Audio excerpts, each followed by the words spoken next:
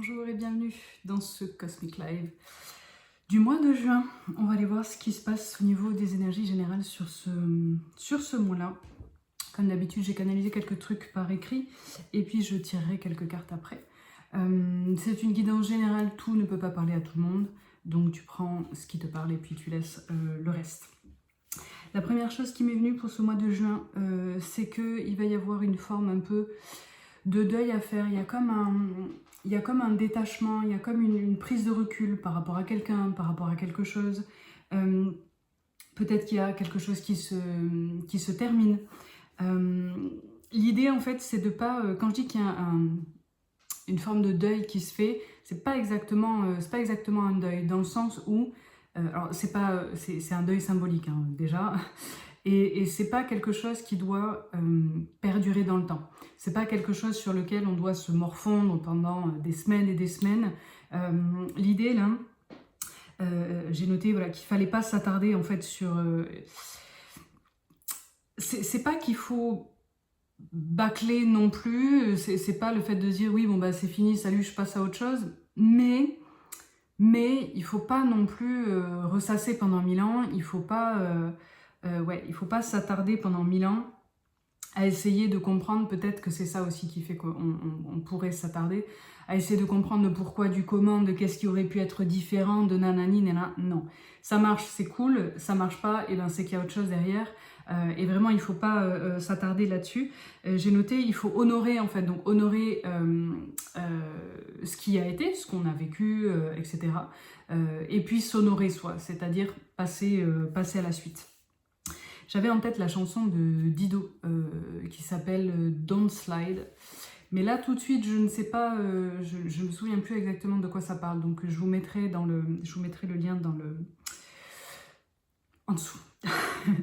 Deuxième point, pour le mois de juin, plutôt aux alentours de mi-juin, j'ai l'impression. Il y avait comme une émotion forte. Alors, c'est plutôt quelque chose de l'ordre de la surprise. Un truc en gros auquel on ne s'attendait pas. Et alors pourquoi on ne s'y attend pas? Soit parce que c'est vraiment une surprise de la part de l'extérieur, de quelqu'un ou de quelque chose. Mais j'ai surtout l'impression que c'est quelque chose qu'on n'attendait pas ou qu'on n'attendait plus.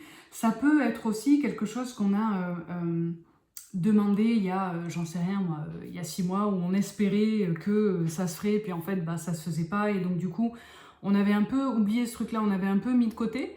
Et puis en fait, bim, ça ressort du chapeau.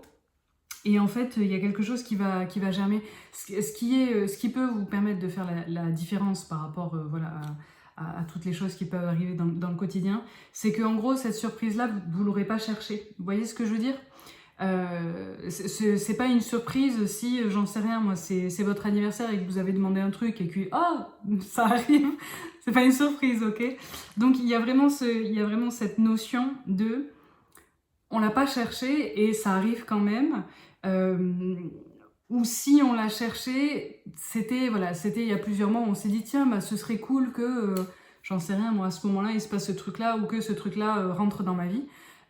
Et puis bah, comme ça n'arrivait pas, on était un peu passé à autre chose. Et là, ça revient sur le tapis. Troisième point, j'ai noté que il fallait se choisir soi. J'ai l'impression qu'en fait le mois de juin va aussi nous mettre un peu le nez dans nos dynamiques relationnelles pour nous permettre de prendre conscience des choses qu'on fait, mais peut-être aussi qu'on dit, peut-être aussi qu'on est, voilà, dans nos comportements, etc., etc., par rapport aux autres, que ce soit par rapport à l'éducation qu'on a pu avoir, des croyances familiales, voilà, des trucs qu'on nous a un peu transmis, ou j'en sais rien, moi, bah, dans la famille, on fait comme ça, mais en fait, on ne s'est jamais questionné si ça nous convenait à nous, individuellement, de faire comme ça.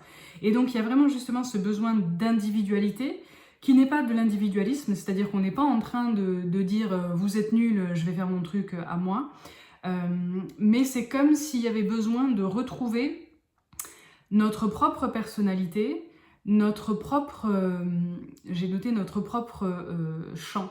J'avais cette image en fait des oiseaux, donc comme il y a tous les oiseaux voilà, qui piaillent en même temps, on ne sait pas trop en fait, on sait pas trop si y a un merle, des moineaux, une hirondelle, c'est juste voilà les oiseaux en général. Et là, il y a aussi un peu de ça, c'est que ça peut être la famille, ça peut être l'entreprise, ça peut être le groupe de potes, ça peut être le couple aussi. Et en fait, l'idée, c'est de se rendre compte que parfois, on peut se perdre en fait dans l'autre, parfois on peut se perdre dans le groupe, et faire partie du tout, faire partie du groupe, c'est ok, hein, il en va de notre, il en va de notre survie. Mais attention à ne pas forcément faire partie, on va dire, de la masse, ok? Il y a un truc, voilà, il faut prendre conscience des schémas, dans notre vie où on fonctionne un peu comme la masse parce que c'est comme ça, a priori, qu'on fait, parce que tout le monde fait comme ça, etc., etc. Et juste se questionner, ok, je fais comme tout le monde, mais est-ce que faire comme tout le monde, ça me convient? Et encore une fois, hein, l'idée, c'est pas de dire vous êtes nul, je vais faire autrement. C'est juste aller voir de manière un peu plus précise, un peu plus spécifique, est-ce que ça me convient vraiment ou pas? Parce que c'est important en fait dans ce, comment dire, on va dire dans ce tableau qui est le monde, où on forme voilà un tout, une population, une humanité, etc., etc. Et qui est très beau, hein, au demeurant, c'est plutôt chouette comment dire, cette unité entre nous, énergétiquement, symboliquement, hein, puisque dans la vraie vie, c'est pas aussi simple que ça. Mais donc cette unité, voilà, moi je trouve qu'elle est assez émouvante, assez touchante. Pour autant, c'est vraiment la métaphore de l'océan et de la goutte d'eau, c'est-à-dire être l'océan, c'est cool, c'est chouette, il y a une vibration de dingue, mais l'océan est constitué de milliards et de milliards de petites gouttes d'eau individuelles. Et en fait, c'est ça, quand je dis qu'il ne faut pas se perdre dans la masse et revenir à son individualité, c'est ça. Et encore une fois, hein, alors ça peut être à un niveau, on va dire, sociétal, de la société voudrait que, j'en sais rien, moi, à 40 piges, je fasse ça, parce que je suis une femme, je suis censée faire ça, etc. Mais ça peut être aussi dans un monde, entre guillemets, plus restreint, plus réduit, qui va être, j'en sais rien, ouais, comme je disais, l'entourage, la famille, voilà. Essayez d'identifier les courants de masse, les trucs que vous faites parce que, voilà, parce que on vous a dit que, ou juste vous le faites sans même avoir questionné, est-ce que ça me convient ou pas? Et donc, ouais, moins de poids, accorder moins de poids à la masse et plus de poids à soi. Encore une fois, hein, l'idée, c'est pas du tout de se regarder le nombril et puis de s'isoler.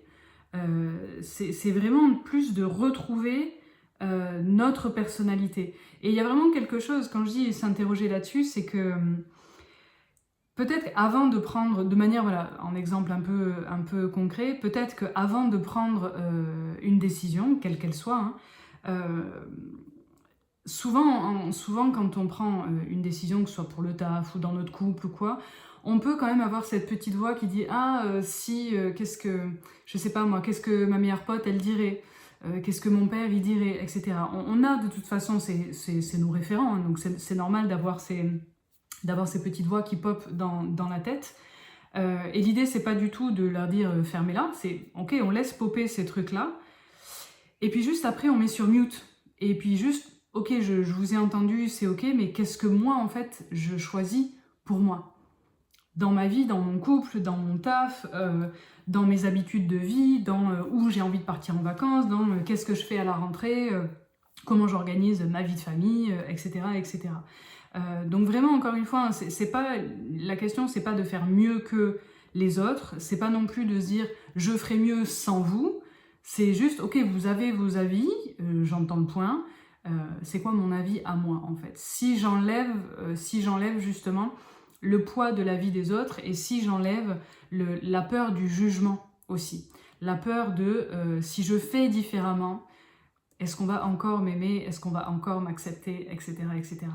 En fait, il y a besoin de retrouver de notre unicité, de notre personnalité, non pas pour s'isoler, mais pour savoir ce qu'on apporte au monde. Parce qu'en fait, quand on est comme ça dans la masse, on se fond dans la masse, on disparaît dans la masse, et donc il y a des fois c'est cool, hein, la goutte d'eau, l'océan, tout ça, ok. Mais par rapport, comment dire, à à tout ce qui va être de l'ordre de la construction de l'estime de soi, et savoir quelle valeur on a. Et après, ce que je vous dis, c'est ce qui me vient, là, hein. C'est pas une vérité absolue, mais c'est comme ça que moi je vois les choses. C'est que pour pouvoir vraiment rayonner dans le monde, j'ai besoin de savoir qui je suis, en fait, et ce que j'apporte au monde. Et encore une fois, hein, c'est subtil, hein, parce que c'est pas non plus... c'est vraiment pas le fait de se dire moi je brille plus que les autres ou moi machin. C'est juste qu'en fait, si je sais pas que je suis un merle, je vais pas savoir quel chant chanter. Alors oui, le merle il le fait de manière naturelle, mais les humains sont un peu plus complexes, on va dire, que les animaux qui connaissent en fait leur nature et qui se posent pas la question. Nous, en tant qu'êtres humains, on devrait ne pas se poser la question, et c'est ce qu'on fait quand on est gamin. Il y a une forme de spontanéité qui fait que je veux chanter, je chante. Je veux m'habiller moitié avec mon pyjama, moitié avec mon jogging, c'est ok. J'ai envie de manger ça et puis de manger ça, c'est ok. On se pose pas cette question-là. Et petit à petit, en grandissant, parce qu'il y a les conditionnements, parce qu'il y a la société, parce que parfois il y a la religion qui nous dit il faut faire comme ci, il faut faire comme ça, on va en fait se formater et on va s'éloigner de notre nature profonde, de notre personnalité, de ce qui fait notre unicité en fait. Et donc c'est à ça qu'il faut revenir. Ok, qu'est-ce qu'on a d'autre sur le mois de juin comme message?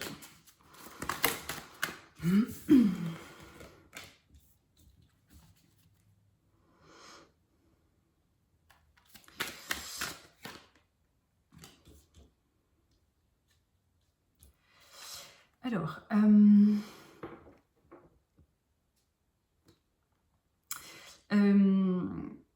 ça parlera peut-être pas à tout le monde, mais c'est drôle parce que ça me parle à moi. Il peut y avoir sur ce mois de juin une forme de joie ou quelque chose à célébrer. Moi, il y a mon anniversaire, au passage, au mois de juin. Donc, il y a quelque chose qui se célèbre, ou qui est à célébrer, où il y a une joie, il y a une bonne nouvelle, il y a quelque chose un peu comme ça. Mais c'est comme si ça se faisait à distance de la maison. C'est comme si... soit on va vivre une joie, un truc un peu par... comment on dit? C'est pas par procuration, mais vous voyez ce que je veux dire? On va le vivre un peu de loin. Soit c'est nous qui allons vivre ce truc-là, mais c'est un peu comme si c'était en demi-teinte, parce que il y a une forme de distance avec, la maison. Je sais pas si c'est clair. En fait, c'est un peu comme si... c'est un peu comme s'il fallait célébrer quelque chose, quelqu'un, peut-être se célébrer soi, et que en fait, comment dire, pas facile. Je rassemble les moutons. En gros, il y a une forme de célébration. Et pour moi, il y a une forme de distance par rapport à la maison. Ce que j'appelle la maison, ça peut être le foyer, ça peut être la famille, ça peut être un pays d'origine, une région d'origine, un truc où en gros, voilà, on se dit « Ah, c'est cool, mais ce serait mieux si j'étais avec machin dans tel endroit, etc. etc. » Ce qui se cache en fait là-dessous, ce qu'il faut comprendre là-dessous, c'est que cette distance par rapport à la maison, ou le fait qu'il y ait des personnes qui soient peut-être absentes de ces célébrations, de cette joie, quelle qu'elle soit, ça fait partie de notre chemin d'évolution. Et que donc, on a besoin, quelque part, on a besoin que ces trucs-là se célèbrent loin de la maison, entre guillemets, pour pouvoir évoluer individuellement, encore une fois. Et ça n'empêchera pas une réunion derrière, ça n'empêchera pas que on va quand même se retrouver. C'est pas parce qu'on est séparés et qu'on peut pas célébrer ce truc-là ensemble qu'on n'arrivera pas à se retrouver. Alors, parenthèse, parce que ça me vient en même temps que je parle, ça peut être aussi le fait de je peux pas célébrer ça avec toi parce que t'es de l'autre côté. Donc tu es loin de la maison. Et dans ce truc-là, en fait, dans le cas de deuil, ou dans le cas où il y a des personnes qui ne sont plus là pour célébrer avec vous, l'idée c'est de voir dans quelle mesure en fait ce deuil nous oblige à grandir, ce deuil nous oblige à évoluer, ce deuil nous oblige à revoir un peu notre monde, notre façon de vivre et aussi notre façon de célébrer nos joies, toutes nos joies. Et c'est un peu con, mais on le dit souvent que c'est quand on perd ce à quoi on tenait qu'on se rend compte qu'on y tenait réellement. C'est con, mais on est ainsi fait, et souvent les deuils, aussi douloureux soient-ils, ont cette faculté de nous faire prendre conscience à la fois de la fragilité de la vie, évidemment, mais donc aussi du fait que, parce que la vie est courte, peut-être qu'on peut essayer de kiffer davantage. Même les trucs qui nous semblent communs, quotidiens, etc., essayer de se réjouir de toutes les petites choses, parce que finalement ça passe très très vite, et puis il y a des moments où on peut plus célébrer comme on l'aurait fait avant ou comme on l'aurait voulu. Donc essayez de savourer chaque petite joie. Il y a aussi du changement. Hop. Alors, il peut y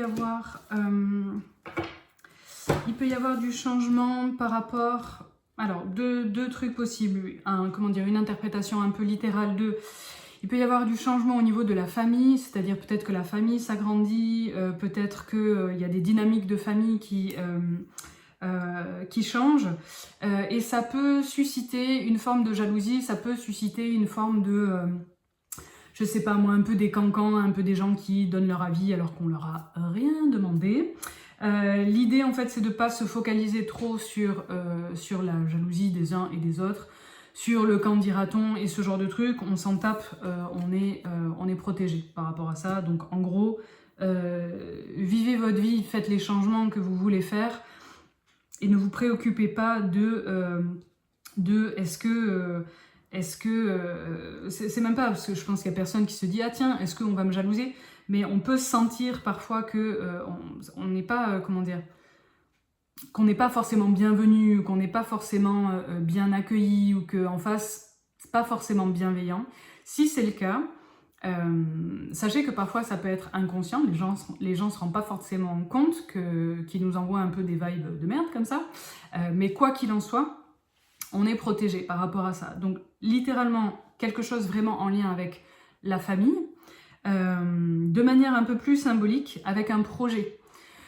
Quelque chose qu'on met au monde, quelque chose que peut-être on a mis au monde il y a quelque temps et qui grandit petit à petit. Et donc là, il va y avoir comme une accélération, comme un changement, enfin, pas comme un changement, il va y avoir un changement, une forme d'accélération. C'est un peu comme si mais c'est aussi, je viens de quitter, j'allais dire c'est un peu comme un changement de saison.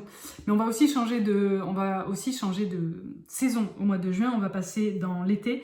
Et en fait, l'été va vraiment faire fleurir un projet, quelque chose voilà, qui va nous amener de la joie. Mais donc voilà, parce que je vais fleurir, il va y avoir de la joie, il va y avoir quelque chose qui va un peu déborder entre guillemets de moi. Et donc autour... Peut-être que ça va pas être accueilli de manière namasté, paix, amour et gratitude. On s'en tape, en fait, ok. Comment dire, j'allais dire, ne soyez pas déçus s'il y a des comportements, des attitudes ou des mots qui vous blessent ou qui sont pas ceux que vous auriez attendus. Encore une fois, parfois c'est inconscient. Et parfois, les gens ne se rendent pas forcément compte de l'impact que ça peut avoir sur nous. Donc l'idée, c'est pas de totalement s'en foutre de la vie de tout le monde, même si je vous le répète quand même assez souvent, autant que faire se peut, voilà. Se foutre de la vie des autres, ça veut pas dire qu'on n'en a rien à carrer de la vie des autres. C'est juste que ça ne doit pas impacter le regard que je porte sur moi, la valeur que je m'accorde, l'estime que j'ai vis-à-vis de moi-même. Après, bien sûr que la vie des autres, et en particulier de nos proches, est important, mais ça ne doit pas conditionner qui je suis, ce que je choisis, comment je me comporte. Et donc là, par rapport à un projet, voilà, peut-être que on va sentir que c'est pas accueilli avec autant de bienveillance et de joie que nous, on peut en avoir à porter ce truc-là. Mais voilà, vous ne laissez pas déstabiliser par ça. Il y a une forme de protection par rapport à ça. Quand je dis une forme de protection, c'est une protection de vos guides, hein, du divin, de vos défunts, des étoiles, peu importe à ceux que vous croyez, mais voilà, il y a une forme de protection par rapport à ça. Donc ça sert à rien de se dire oui mais pourquoi ils sont jaloux, mais qui c'est qui est jaloux, on s'en tape, laissez-les être jaloux, ça les concerne eux uniquement. Qu'est-ce qu'on a d'autre sur ce mois de juin? Il peut être question de, alors encore une fois, de manière littérale, de maternité, puisqu'on a quand même la naissance et la fécondité. Donc il peut y avoir des questions relatives à ça sur ce mois de juin. De manière plus symbolique, il peut y avoir enfin la naissance de quelque chose qu'on porte depuis longtemps. Qui a vraiment été en gestation à l'intérieur de nous, et ça va voir le jour au mois de juin. Est-ce qu'on peut nous en dire un peu plus par rapport à ça?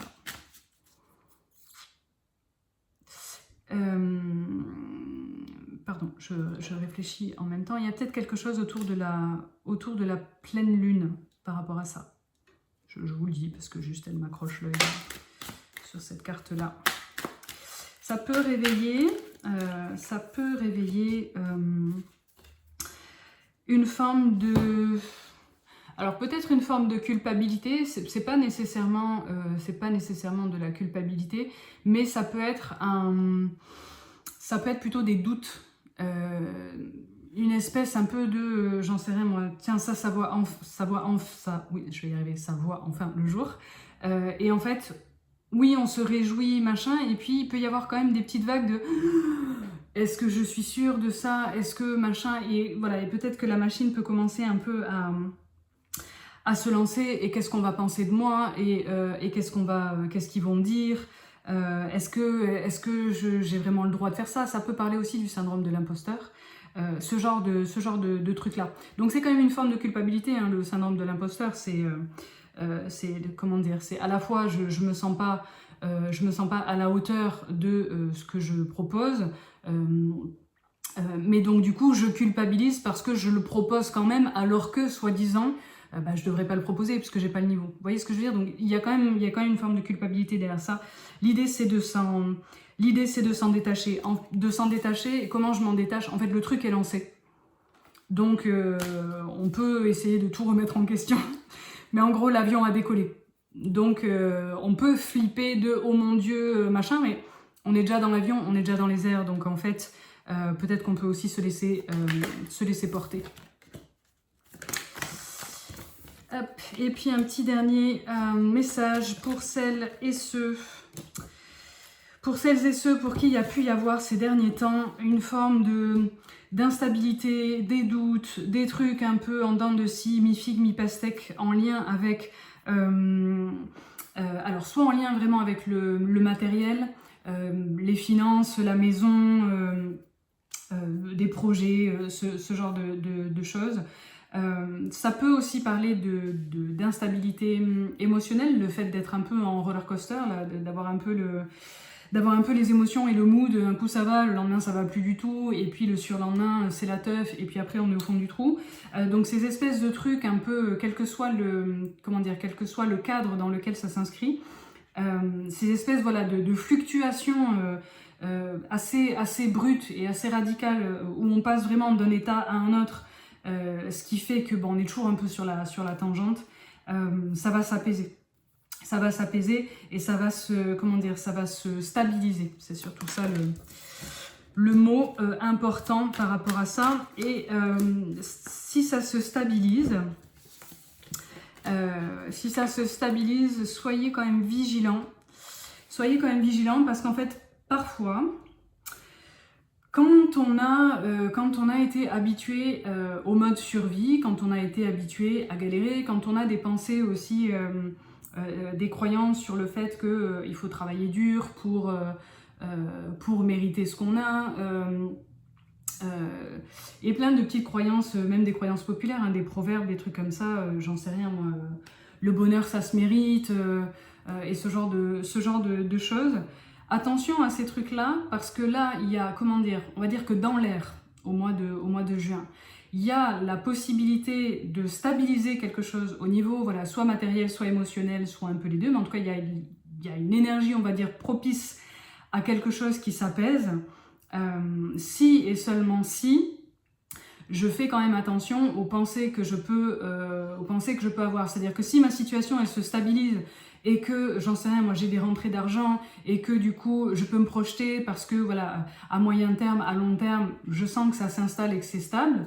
Si moi derrière j'ai la petite voix qui dit attention, ça va pas durer, est-ce que tu l'as vraiment mérité, parce que quand même le bonheur ça se mérite, etc., etc., et ben je vais rebasculer toute seule en fait dans une forme d'instabilité parce que c'est ça que je connais. Vous voyez ce que je veux dire? Donc ne vous excusez pas d'être heureux, ne vous excusez pas d'être abondant, ne vous excusez pas d'avoir une vie facile en fait. Souvent, ça vous est pas tombé tout cuit dans le bec, et quand bien même ça vous serait tombé tout cuit dans le bec, et ben tant mieux en fait. Tant mieux si vous n'avez pas eu besoin de galérer pour avoir, j'en sais rien moi, cette promotion ou cette baraque ou ce couple ou ce machin. Les galères ne sont pas du tout un signe de valeur personnelle. Les galères forgent, ça nous permet d'évoluer, de comprendre plein de choses, etc., etc. Mais on n'a pas plus de valeur parce qu'on est un galérien dans la vie. Okay, on a surtout plus d'emmerdes. Et à un moment donné, peut-être qu'on peut essayer de limiter tout ça, puisqu'encore une fois, la vie nous amène son lot, sans qu'on ait rien besoin de demander. Attendez, j'ai une petite carte là qui me pop. Qu'est-ce qu'elle veut nous dire? Ouais, pour moi, il y a des retrouvailles sur ce mois-ci. Des retrouvailles qui vont nous mettre en joie. Est-ce que c'est quelqu'un du passé qui revient et puis c'est cool? Est-ce que c'est quelqu'un qu'on n'avait pas vu depuis longtemps et puis on arrive à se retrouver? C'est pas nécessairement sentimental, hein, mais il y a quelque chose qui... il y a une forme de réunion, une forme de retrouvaille sur ce mois de juin. Voilà, je crois que j'ai fait le tour. Comme d'hab, vous prenez ce qui vous parle et puis vous laissez le reste, hein, c'est une guidance générale, donc tout ne peut pas parler à tout le monde.